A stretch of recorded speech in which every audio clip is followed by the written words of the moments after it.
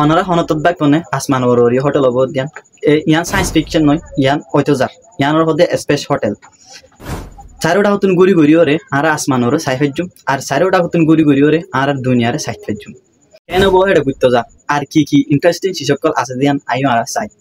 basically space hotel মানি হইল দে বয়ারাত উড়িব দেখান hotel জিয়ান পৃথিবীর চারোটা হতুন ঘুরিব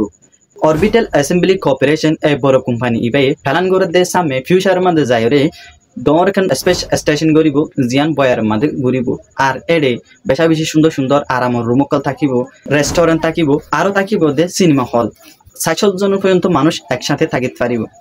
বেশি ইন্টারেস্টিং হতে হইলে এটা গ্রাভিটি না থাকিব কিছু কিছু পার্টর মাঝে আর্টিফিশিয়াল গ্রাভিটি হদিবার রাখিব তো অহংসওয়ালা এদিন এটা জনের দাম হন দিল হইব এটা জনের দাম সাধারণ মানুষের লেখা খুবই বেশি হইব একজনের দাম $1 মিলিয়ন পর্যন্ত পড়িব আর সাথে টেনিনো দরকার মাইক্রোগ্রাভিটি রেডিয়েশন আর এমার্জেন্সি সিচুয়েশন বলিওরে তোমার রেডি থাকা পড়িব এই হোটেল ইয়ান 2030 ভিতরে ইয়ান ঐতিহ্য ইয়ান মাঝে সামনে মানুষ সাধারণ মানুষের যাইতে পারিব প্রথমে কাউরিওরে দাম বেশি হইব ইয়ানো হর আশা করি তুমি বেসিক কনসেপ্ট বুঝি পাইছো স্পেস হোটেলের বাবুতে ভিডিও যদি ভালো লাগে তো তিগিল অবশ্যই আমার দিবা যেন আর যেন স্পেস হোটেলের বাবুতে জানিতে পারে